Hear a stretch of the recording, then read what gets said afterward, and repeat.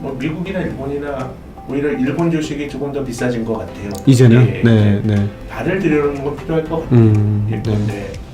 뭐 그 나라의 대표 ETF를 적립식으로 네. 투자하기 좋은 시기는 없어요. 네, 네. 투자는 내가 늘 위험을 감수해야 되는 거고 네. 그런 거나 그러면 적립식 투자 이런 것들은 음. 한번 이제 발을 들이면서 내가 네. 공부를 하고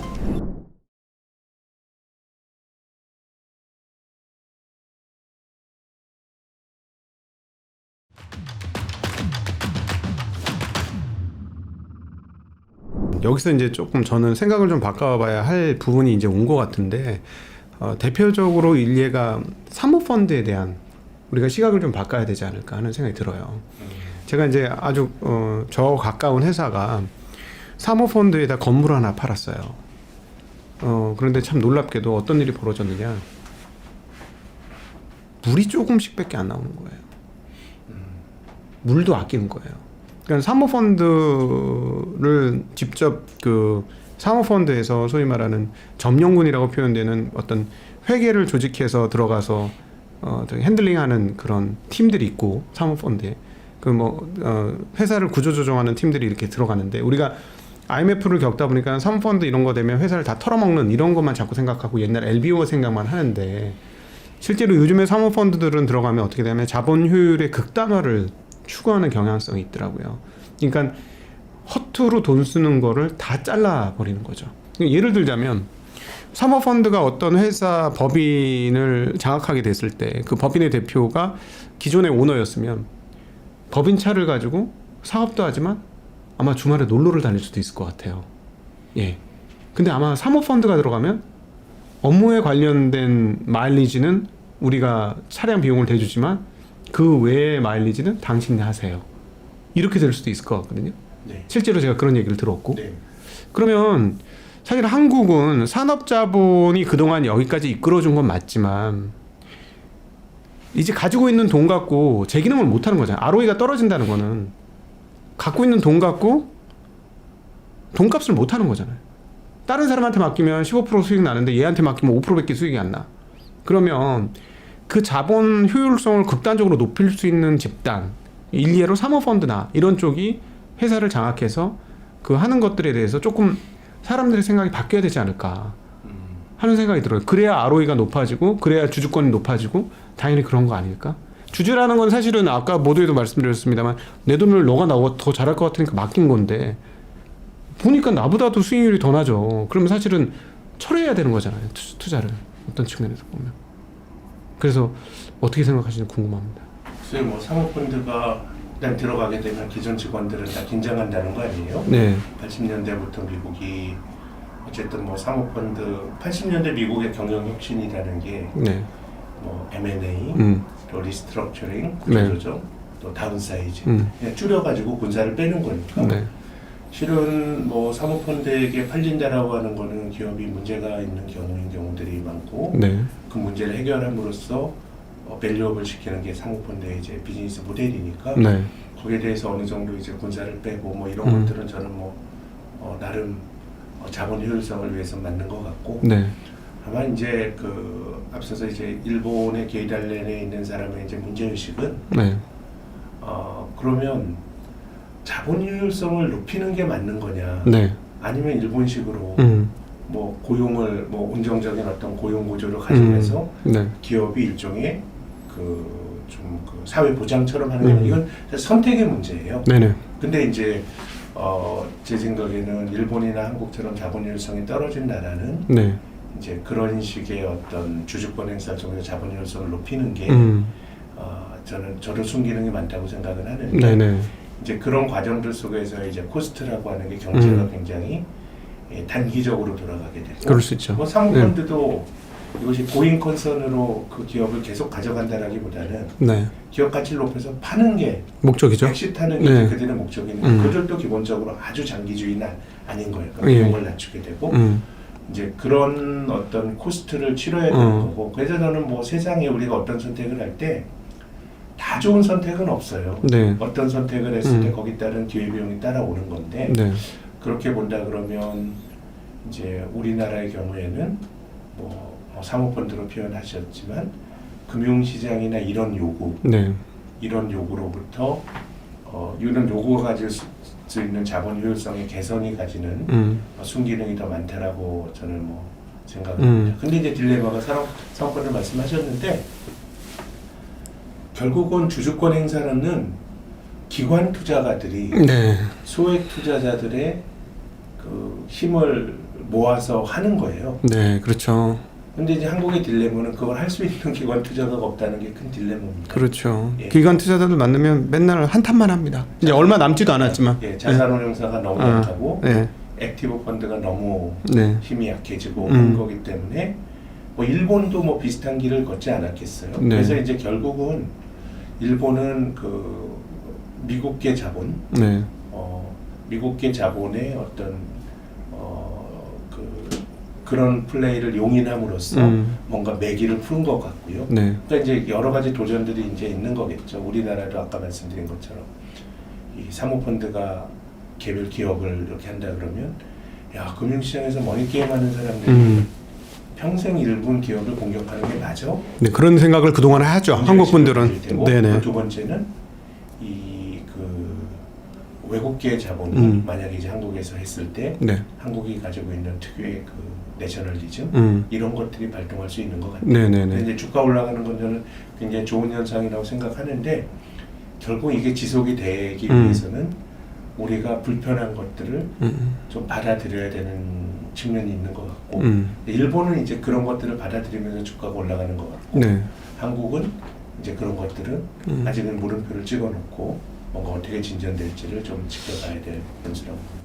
거기서 좀 구분을 해야 할 것 같습니다. 그러니까 예를 들어서 이제 버핏도 미국에 있지만 좀 다른 모델을 가잖아요. 그러니까 그 회사를 오랫동안 했는데 다른 사람한테 팔고 싶거나 사모펀드한테 팔기는 싫고, 근데 자기는 이제 나이가 다 돼가고 훌륭한 후계자를 만들어서 하고 싶은데 자식은 아니고, 근데 그렇게 했다가 뭐 사모펀드나 이런 게 들어와서 잘못되면 어떨까 하다가 버핏한테 회사를 팔아버리잖아요. 여기 자금 당신이 알아서 하시고 나는 내가 열심히 하고 내 다음에는 내 후계자가 열심히 할 건데 그걸 보장해달라. 그 회사 열심히 할 수 있는 걸 보장해달라. 그러면 딱 보고 버핏이 괜찮다 그러면 그냥 15분 만에 받잖아요. 그런 M&A 제안들을. 그러니까 그런 거는 한국에서도 계속 유지가 돼야 되는데, 예를 들자면 최근에 뭐 남모 회사라는 뭐 우유 만드는 회사가 대주주가 완전히 말도 안 되는 갑질 그리고 말도 안 되는 행동들을 하면서 실제로 그러면서 회사를 자기 것처럼 끝까지 자기 계약을 하고 팔겠다고 계약을 하고 나서도 자기 것처럼 해가지고 회사를 결국 소송해서 뺏겼고, 그다음에 그 사이에 보면 자본 효율성을 엄청나게 떨어뜨리고 회사가 망가져도 상관없어, 이건 내 거야, 내 재산이야, 이렇게 하는 이런 태도들은 사실은 없어져야 되는 거잖아요. 이제 근데 그게 우리나라 지금 막 혼재돼 있다고 보거든요. 섞여 있죠. 예, 예. 어떤 대주주들은 이게 내 회사하고 내 돈이야, 상장했음에도 불구하고 그런 생각을 하고, 또 어떤 데는 뭐 사실은 단기적이라 아니고 5년 10년을 바라보고 계속 투자하는 회사 또 있죠. 그러니까 이런 게 섞여 있는데 거기에 대한 이제 우리 투자자들이 시각을 좀 구분해서 장기적인 관점으로 투자하는 사람들은 계속 지지하고 밀어주고, 근데 조금 내 회사야, 내 돈이야 이렇게 생각하면서 상장하는 친구들한테는 좀 정말 본때를 보여줘야 되는 그런 시대가 이제 온 거 아닌가. 본때를 네. 이제 아무리 정책이 한다 그래도 네. 정책이 할 수 있는 게 없어요. 그러니까 이제 민간에서 주주권 행사를 통해서 네. 할 수밖에 없다라고 생각이 듭니다. 네. 그래서 우리나라가 지난 정권 때 스튜어드십 코드라고 하는 얘기들이 많이 나왔죠. 네네. 네, 그때 그래서 뭐 공적 연기금이 기업에 간섭하냐 뭐 이런 비판도 나왔는데 네. 실은 그게 되게 유야무야 됐어요. 그러니까 거기에 대해서 반대하는 사람들은 공적인 힘이 민간 기업의 자율성을 훼손할 수 있다는 걱정이 있었고, 네. 또 한편으로는 무슨 소리냐, 주주권 행사를 적극적으로 해가지고 결국은 뭐 기관 투자가들이 주주권 행사를 통해서 돈 맡긴 사람들의 이해관계를 관철시켜야 된다고 얘기를 했지만, 네. 실은 우리가 뭐 부작용이건 좋은 쪽이건 경험도 해보지 못하고 그게 그냥 사그러들었거든요. 저는 물리적으로 기관 투자가들이 주식이 없었기 때문이에요. 네. 한국에서 주식을 유의미하게 들고 있는 거는 공적인 연기금밖에 없거든요. 네. 근데 공적인 연기금이 어떻게 하나하나 개별 기업에 대해서 막 하겠어요. 네. 그분들도 기본적으로 공무원들인데 그래서 크게 보면 저는 지금 나타나고 있는 중요한 변화는 정책 당국자들은 어떤 일본을 보면서 나름의 아이디어를 얻고 있는 것 같은데 네. 그것을 민간이 어떻게 받아안느냐가 중요한데 이 과정이 굉장히 이제 우리들이 가지고 있는 여러 가지 정서에 부딪히는 것들이 많을 거예요. 그것이 네. 과장된 것일 수도 있겠고 네. 근데 일본은 앞서 말씀드린 것처럼 철저하게 망했기 때문에 기득권의 저항 없이 그런 것들이 수용이 된 것 같고 그리고 또 외국인 투자자를 땡겨와서 했고 그거는 외국인 투자가들이 활동한다는 것도 일본인들의 정서에 사실 맞지 않는 거거든요. 그렇죠. 무슨 뭐 미국 사람들이 와가지고 분당질을 하냐 했는데 앞서 말씀드린 것처럼 거의 아베가 들어왔을 때는 일본 경제나 일본 사회는 아주 바닥이었기 때문에 네.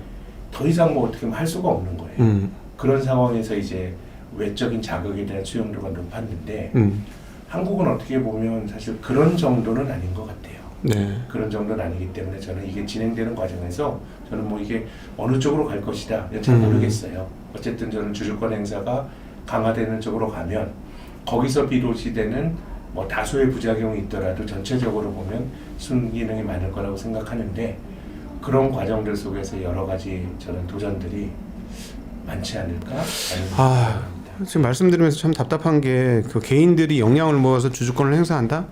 굉장히 어려운 얘기 같고요. 그건 전문가들이 해야 돼요. 네. 전문가들이 개인 투자가들의 동의를 얻어서 네. 그 주주행동주의는 기관 투자가들이 해야 되는 겁니다. 그러니까 또 더 답답한 게 이 개인적인 사적인 말씀으로 해주셨으면 좋겠는데 왜냐하면 증권사에 계시고 저도 증권이라는 곳에 소속되어 있는 입장에서 보면 증권이라든가 은행은 판매사고 운용을 하는 거는 운용사잖아요. 근데 사실상 주주권을 행사할 수 있는 데는 판매사가 아니고 운용사 아닙니까? 그런 측면에서 보면 한국은 지금 운용사가 거의 뭐 절단나 있는 상황 아니냐. 즉, 그러니까 개인의 힘을 모을 게 증권사? 저는 아니라고 보고 증권사가 그렇게 해줄 거면 자기 자사주 매입하고 소각이라도 하는 그런 행동이라도 좀 보여줬으면 기미라도 있을 수 있지만 구조적으로 아니고 은행도 아니고 그러면 자산운용사가 그렇게 해야 되는데 그러기에는 제가 보기에는 우리나라의 어떤 힘의 균형추가 자산운용사는 너무 약하고 판매사인 은행증권은 너무 규모가 너무 크고 약하기도 하고 예. 또 패시브만 이렇게 커지고 있는 게 ETF. 패시브는 아무 의미도 없는 거잖아요. 사실 주주권에는 뭐 실은 주주권 행사나 이런 데 관심이 없기 때문에 보수도 싼 거거든요. 네네. 개별 그 주총마다 안건에 대해서 의사결정을 내리는 게 다 비용이고 네. 그러니까 액티브 펀드는 그렇기 때문에 수수료를 더 많이 받는 건데 네. 한국은 지금 액티브 펀드의 전체 시가총액 대비 점유율이 아마 3% 밑으로 떨어졌다라는 걸 제가 뭐 몇 해 전에 봤는데 네. 지금 더 떨어졌을 것 같거든요. 네. 그러니까 주식을 그 패시브로 투자하는 사람이 아니고 하나하나 개별 주식의 가치를 보고 투자하는 사람들 이런 사람들의 힘이 좀 전문적 투자가의 힘이 너무 약하다는 게 딜레마고요. 워렌 버핏 말씀하셨는데 버핏도 초기에 투자할 때 주주 행동주의자였어요. 주주 행동주의자였죠. 그 이사회 같은 데 가가지고 그의 스승 벤자민 그레이엄도 주주 행동주의자였고 무슨 이사회 같은 데서 뭐 벤자민 그레이엄의 사례 같네요. 말도 안 되게 배당도 안 하고 이런 회사가 이사회 갔더니 코바산 시가를 가지고 막 이사들이 사치스럽게 하는 걸 보고 개탄하고 이게 이제 벤자민 그레이엄 자서전에 나오는데요.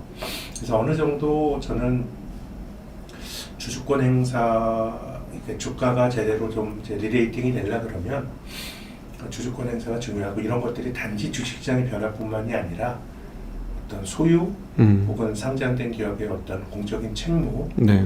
이런 것들에 대한 좀 컨센서스가 마련이 돼야 되는 건데 한국은 좀 뭐 그런 점에서는 뭐 판단을 요구하고 싶습니다. 최근 몇 년간의 흐름을 보면 굉장히 큰 변화 아니겠습니까? 왜냐하면 거버넌스라는 단어를 사람들이 이해한다는 것 자체가 저는 굉장히 천지개벽했다는 느낌이 많이 들거든요.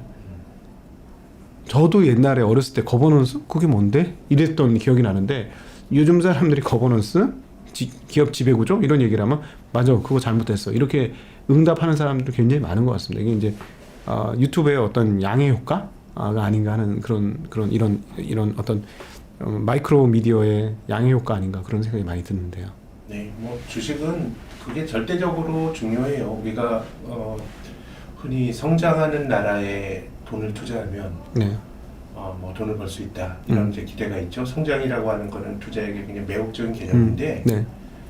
우리나라가 지금보다 훨씬 더 경제가 역동적이었던 8, 90년대 주식시장은 뭐 이제 왔다 갔다 부침은 있었지만 좋았던 게 85년, 88년까지 3조 원대 말고는 맞아요. 뭐 왔다 갔다 하다 말았어요. 맞아요.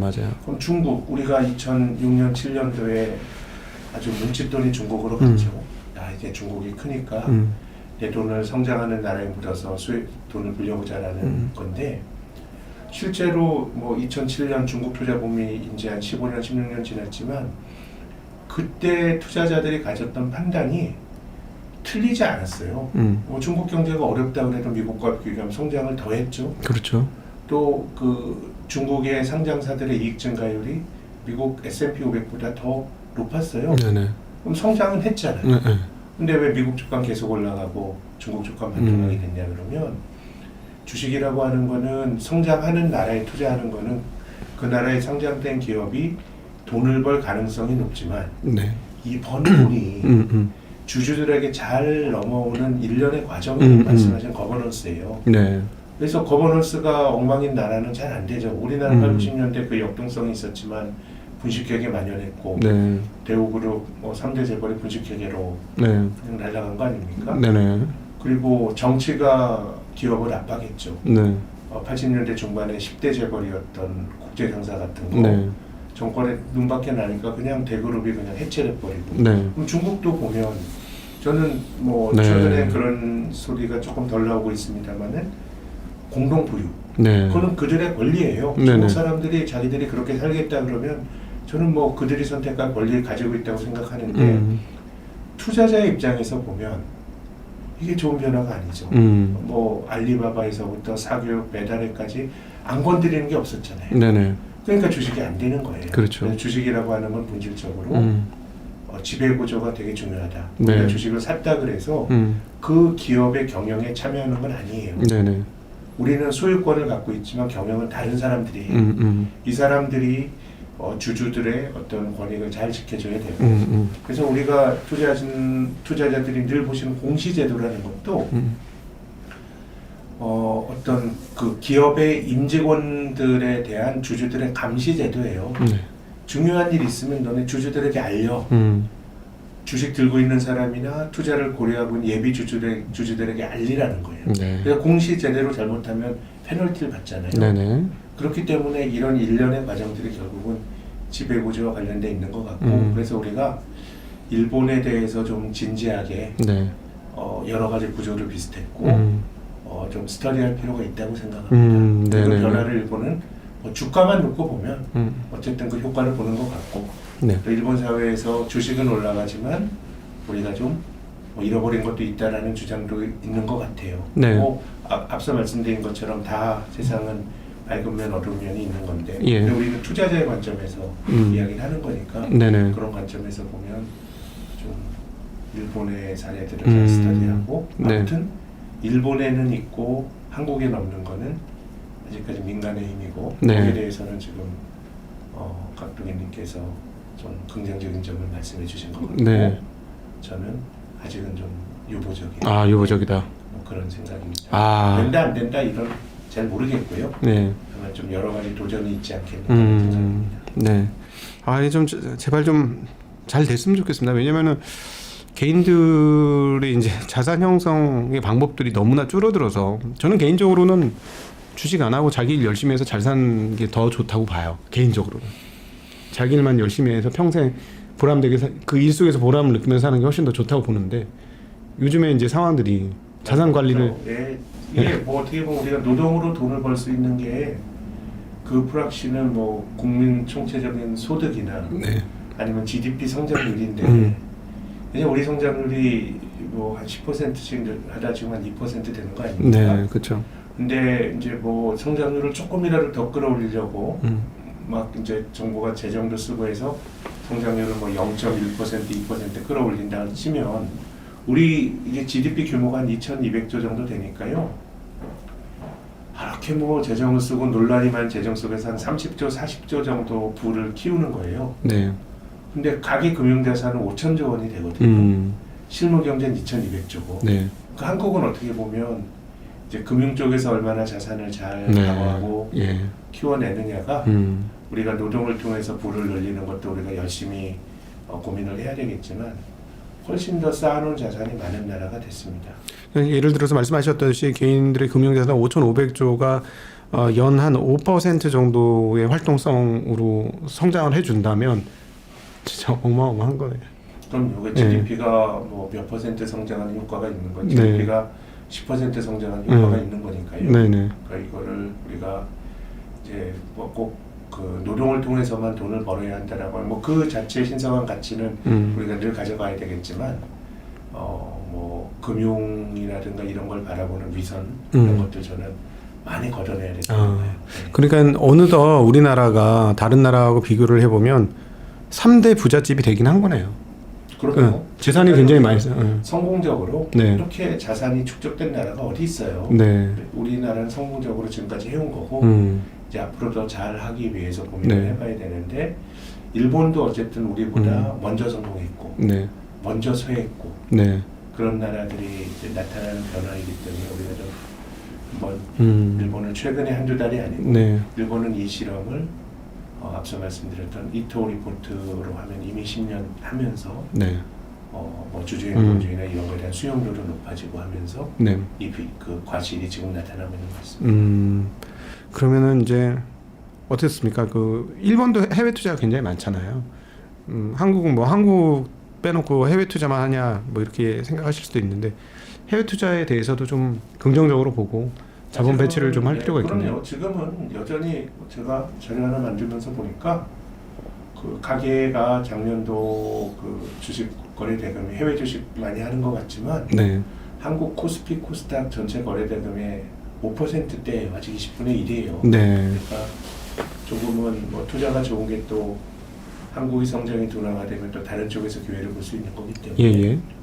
저는 조금 더 다변화시켜야 된다고 봅니다. 근데 이제 항상 우리가 아까도 모두에도 말씀을 하셨습니다만 가격이 오른 다음에 해외 시장으로 넘어가는 경향이 있다 보니까 그러다가 물리면 항상 크게 물리고 그래서 걱정이 많은데 뭐 최근에 이제 주식 산 것도 보면 아주 높다가 많이 떨어진 주식들은 많이 사더라고요. 근데 그게 이제 앞으로 어떻게 될지 모르는 건데 어떻습니까? 미국은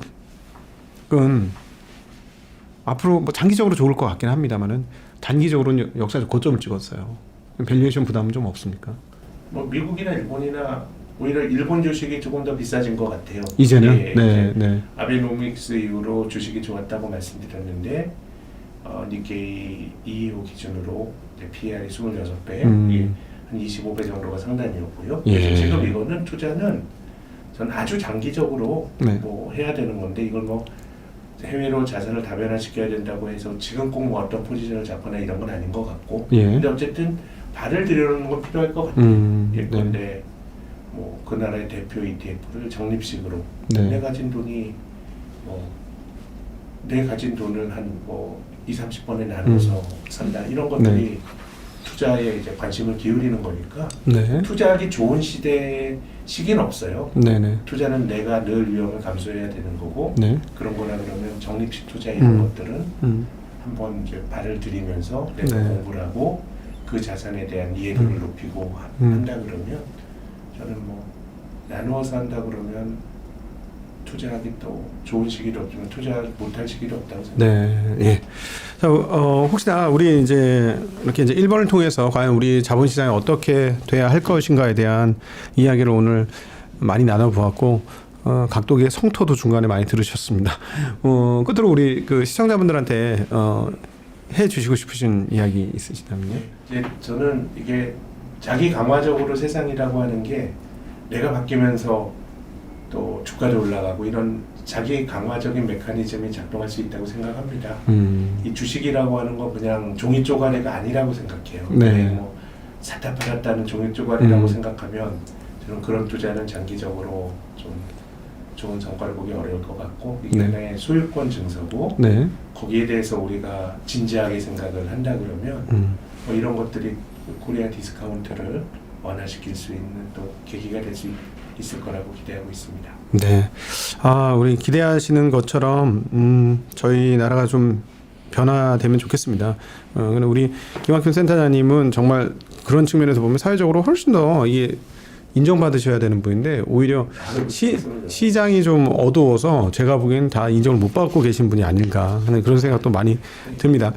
자, 우리 이렇게 저희 증시각도의 TV에 나오셔서 항상 이렇게 해안 있는 말씀해 주셔서 너무 감사하고 아마 오늘 많은 분들이 한국 자본시장이 어떻게 돼야 될지 그리고 그 주주 가치가 어떻게 돼야 될지 그리고 일본도 저렇게 하는데 우리는 어떻게 해야 될지 하는 그런 생각을 많이 하셨을 것 같습니다. 오늘 귀한 자리 마련해 주신 우리 김학균 신영증권 리서치 센터장님께 감사드리고 함께해 주신 모든 분들께도 감사 인사드리겠습니다. 인사 올리겠습니다. 감사합니다. 감사합니다.